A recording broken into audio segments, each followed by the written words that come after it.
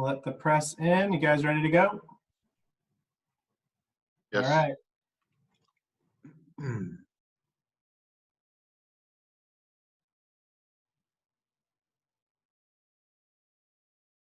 Hi, everyone. Can you hear me? Yeah, cool. Thanks as always for joining. We got a few updates here. I'm going to start off and then I'm going to hand it over to New Haven Public Schools that also has some updates. So just thinking globally here, the United States now has the most confirmed cases in the world. We almost have 100,000 confirmed cases in the country, and almost 1,500 people have died in the United States. And we're starting to see the spike in New Haven as well. Yesterday, we reported that we had about 30 cases. Now we have 52. I'm also sad to announce that our second New Haven resident has passed away. It's very clear the spike is beginning in New Haven, and I'd like to just send a message out to the public that we need to do everything possible to slow this thing down. We've talked a lot about washing hands. Please do not interact with other people. Stay at home. Stay away from your senior friends and relatives. Don't go play basketball or football in the park. Don't have your kids go to the playground because they're touching metal slides and swings and they could transfer it to other people. I know these things are really difficult for families to do, but every individual has a role in helping slow the transmission of this virus. We must work as a community to do everything we can to not transmit the virus to other people. I also wanted to note that the governor issued a new executive order this morning.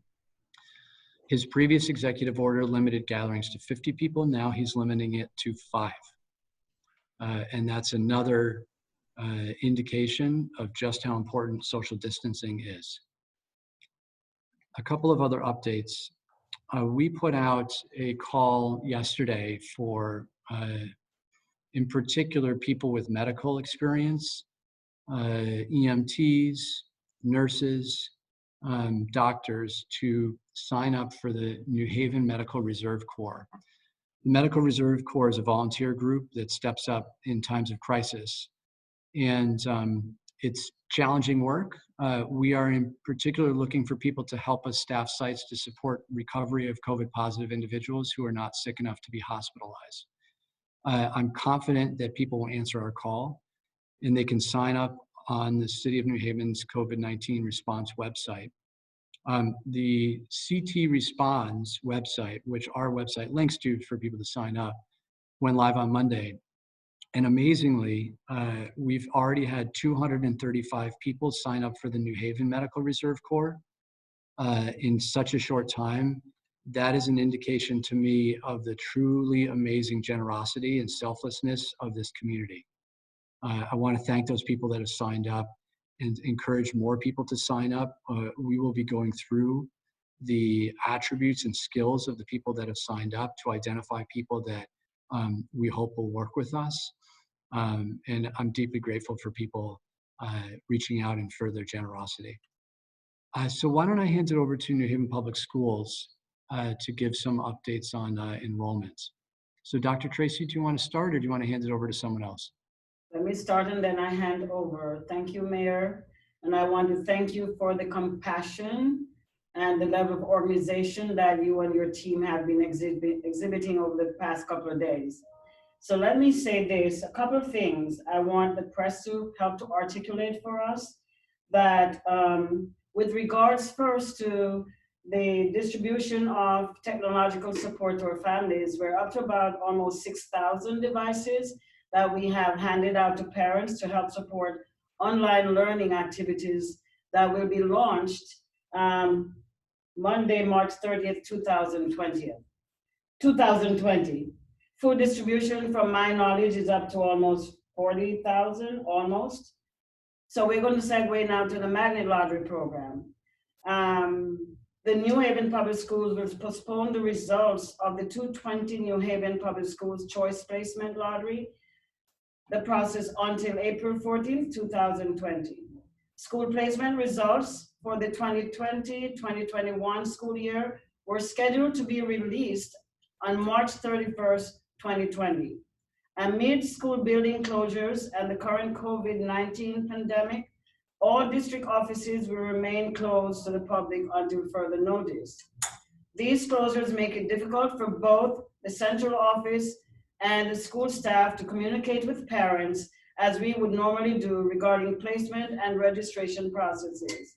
It is because of these factors that we feel it necessary in the best interest of families to postpone at this time. I will now segue to our choice director, Markwell Middleton. Thank you, Dr. Tracy. I think what you said has really summed it up. We've made the choice as a district and a team to just push back the results, the release of the results 2 weeks in the interest of our families. Typically, it requires, after the lottery runs, families and parents to come to the office to register and accept placements and do standard protocols. However, with social distancing, we want to be mindful of that. So I've decided to push it back 2 weeks to see where we go next.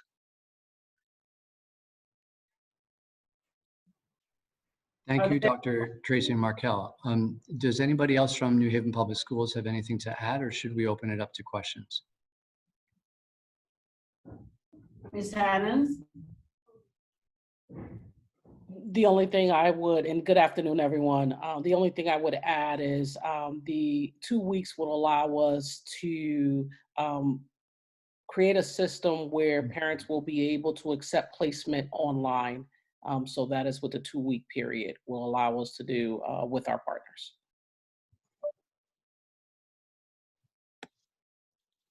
Mr. Pinto?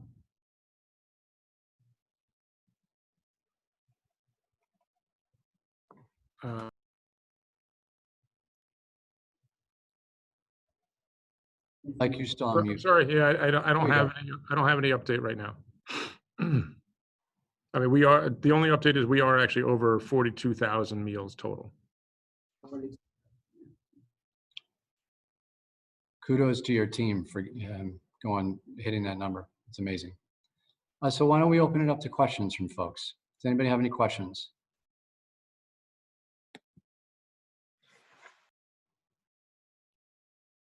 Let's go with Kyle. Hi, Mayor Elicker, can you hear me okay? I can. It's Amber Diaz with News 8. Thank you for all of these updates over the last week or so. Quick question for you regarding Bella Vista. Do we have any updates on the elderly home there and what they might be doing? Are they allowing visitors in?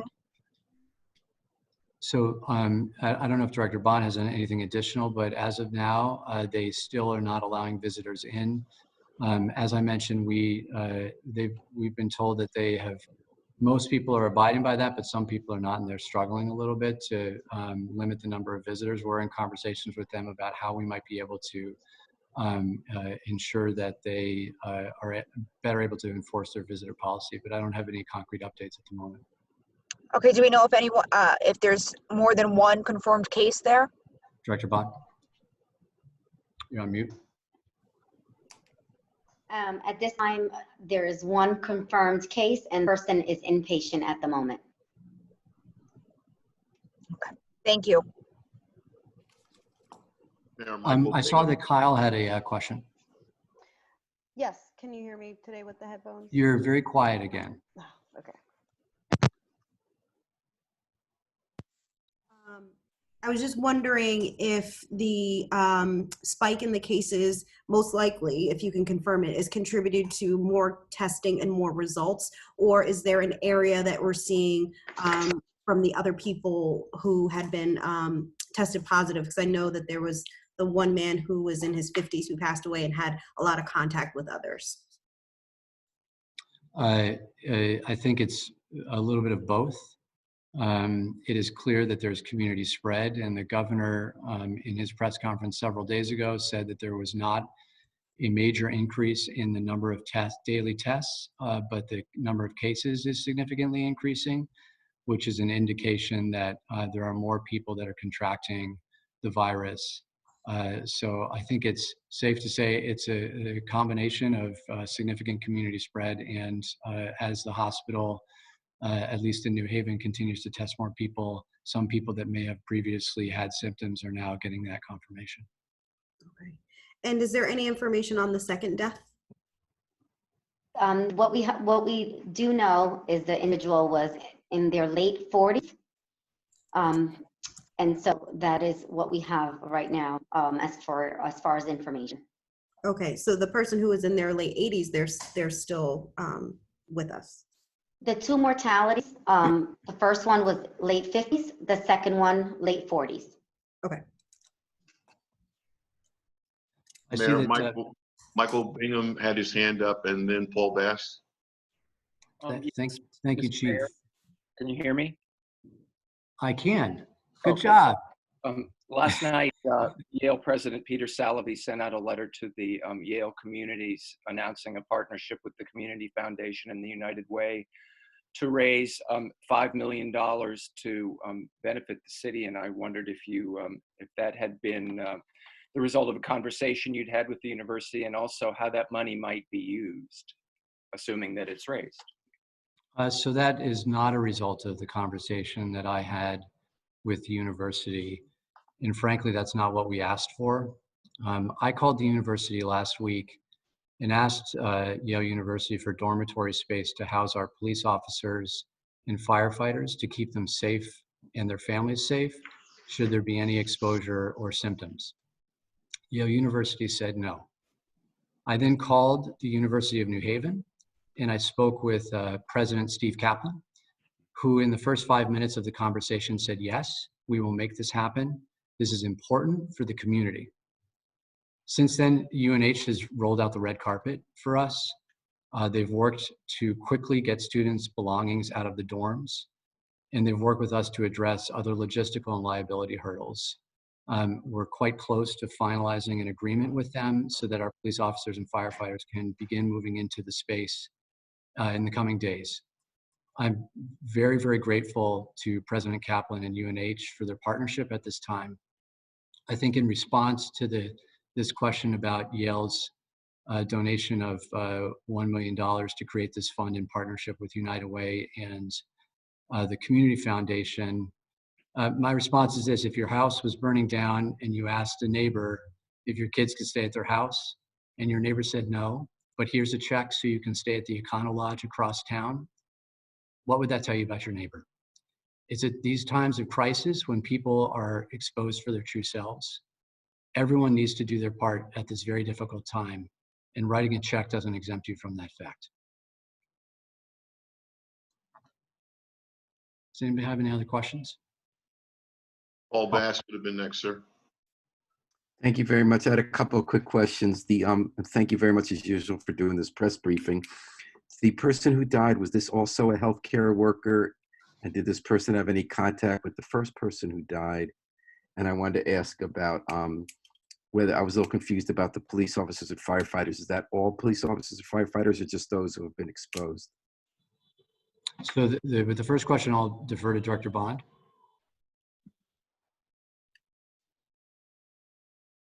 You're on mute, Director Bond. I'm muted. To the question, the response to your first question in regards to the two untimely deaths were not linked together.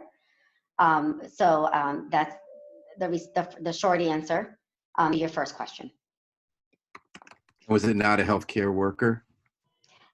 It was not a healthcare worker either. Thank you. So Paul, the answer to your second question is that we have been looking for a place in partnership with our police department and fire department to house firefighters and police officers in two categories. One is healthy asymptomatic firefighters and police officers who may have family members that are exposed to COVID-19 who do not want to return home so that they can continue working. And so we need space for them to stay. The second is firefighters or police officers who may have been exposed to COVID-19 but are not yet symptomatic, or may have some symptoms but have not yet been tested. And we need a place to self-isolate those firefighters and police officers so that they don't need to go home and potentially infect their families, and they don't expose other people in the force. And so what we have set up with UNH is dormitories where firefighters and police officers, if they're exposed, are able to self-isolate while they get their tests completed. And so they do not need to go home and infect their families. Does that make sense? Thank you. It does. Thank you. Chief Alston, I don't know if you have anything to add. It's of course okay if you don't, but. No, sir. That's it in a nutshell. The only thing is there are members who are asymptomatic but worked with someone who is being treated. We wanted to make sure that they were able to observe them for 14 days. And we have some of these we've had some of these circumstances in the last few days. As you may recall, there were 2 firefighters that were exposed and tested negative. And then we've had several other firefighters. I believe the tests have not yet come back. So they're basically in a holding pattern right now.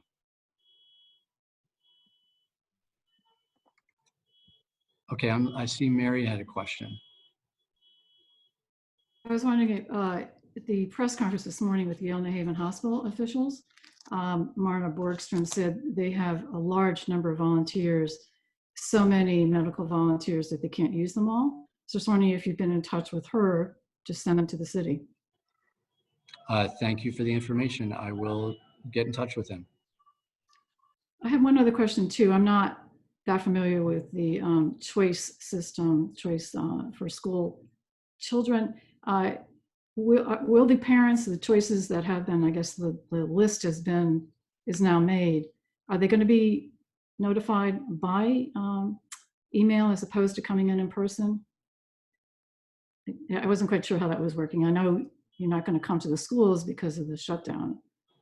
Maybe I can defer to Markel.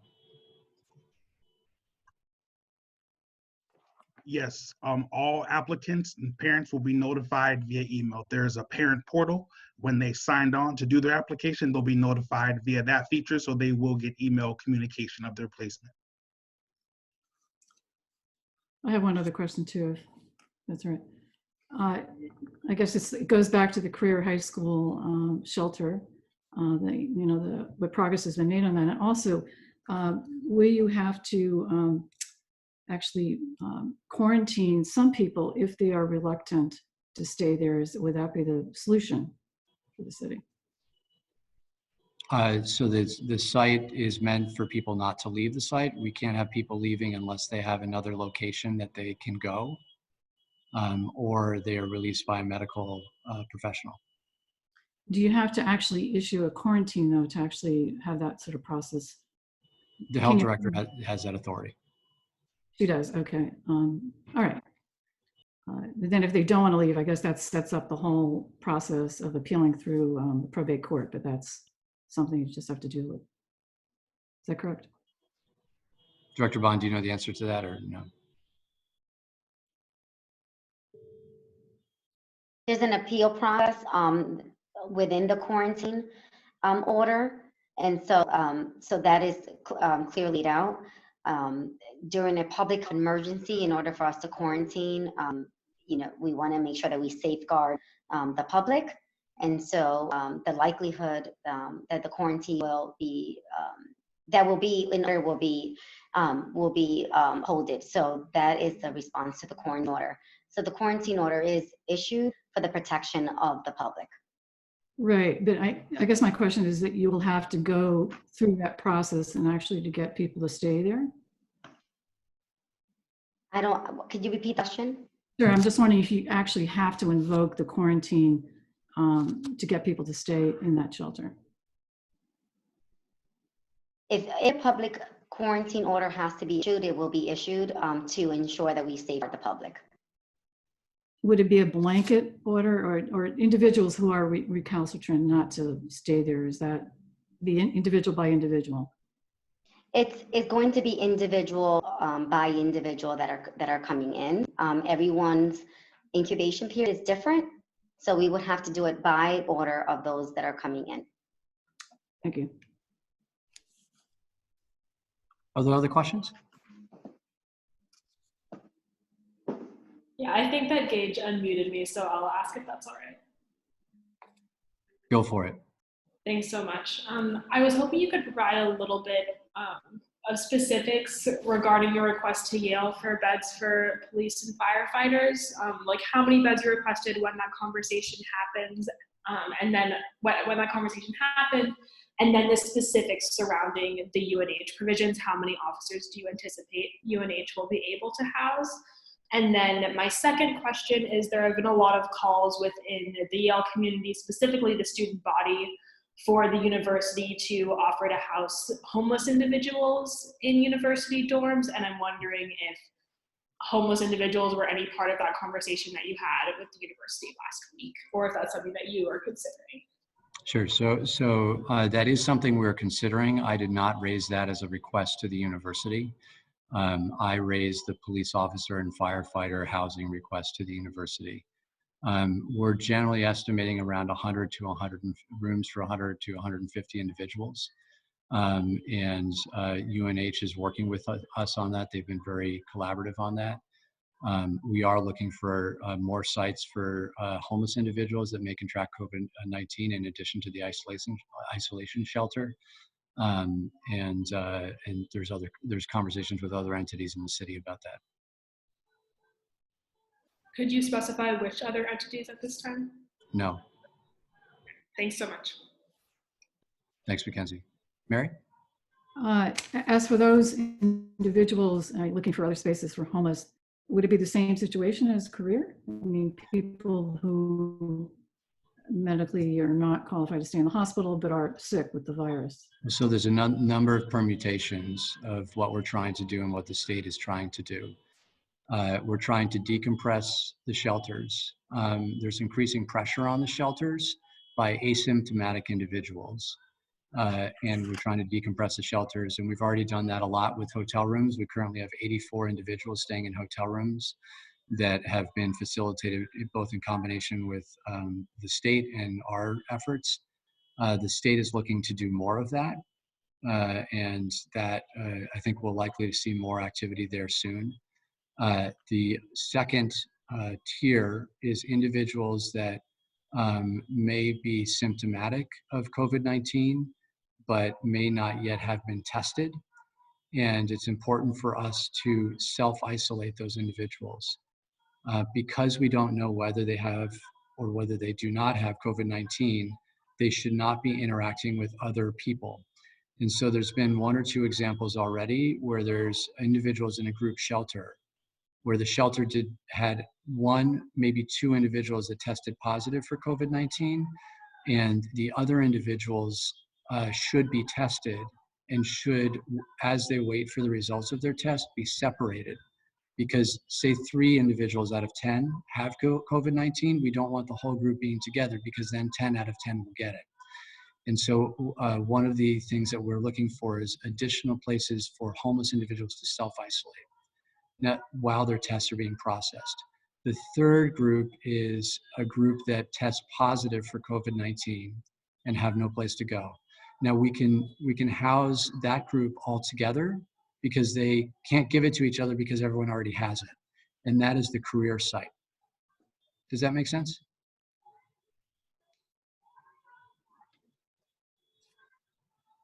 Mary, yeah, is that good? Yeah, I'm sorry. Okay. I thought that was Mackenzie's question. Yeah, that does make sense. So have you asked other, I guess, colleges? I mean, have you already asked them and you're still waiting for a response? You asked. We are having very productive conversations with other universities in the region. Okay, and you didn't ask that of Yale, but you're talking to others. What I asked of Yale is for housing for our public safety officers. Paul. Sorry, I don't want to hog. The governor made that, as you point out at the top, he wants us to limit the gatherings of 5 people. I heard some confusion among the clergy today about an exemption in there for religious services. Is there still some okay with getting more than 5 people together for a prayer service? They seem to think they're getting conflicted signals from the governor. I don't blame people for being a little bit confused. I'm actually not sure the answer to that.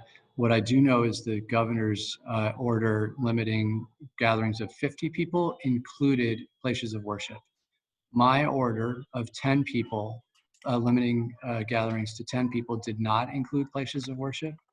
Now, the governor's most recent order of 5 people, I understand, generally mirrored the previous order. I do not know if there's an exemption for places of worship. I would still encourage people to not gather in groups of 5 in nearly every setting. I'm sorry, Justin, when you just said your order limited to 10, did that mean that you did not exempt prayer services from that order of 10? I just want to make sure I have it straight. That's confusing. The governor's exempted, or the governor's did not exempt. So the governor's limitation of 50 included churches. So the governor's order said that churches could not have gatherings over 50 people. Now, my order of 10 did not include churches. So Okay, that it means exempted. that clergy could still host gatherings, although it's not advisable. Clergy under my order could still host gatherings of up to 50 people because then it would trigger the governor's order. Now, the governor's most recent order reduced the number to 5. I'm not clear, but I'm sure we could easily get the language of it, whether that includes services. Thank you. Yeah. Any other questions? Go ahead, Mary. I wasn't aware of the additional money, I guess the money that Yale is offering in conjunction with United Way and the Community Foundation. What was that about? Is that just helping businesses? I think that was in other social services. So they wrote a letter to the Yale community announcing the fund, and I believe it was picked up by a couple of press outlets. I advise you to read the letter to understand what they're interested in doing with the funding. All right. Have you had any other conversations with Yale generally on the help that you want from them, given all the services that the city provides for them and our time and the city's time of need? Any continuing conversations with them on that? President Salave reached out to me about 2 weeks ago and offered any support Yale could give. He already told you what he can give. No, he just reached out as this crisis started to unfold and simply offered any support that Yale could give. And at that time, I did not make an ask. I called Yale late last week and asked for housing for our public safety officers. All right. So no more conversations recently anyways about the financial help that the city will need? No. Thank you. Thank you. All right, thanks so much, everyone. I appreciate this. We'll probably see you again tomorrow.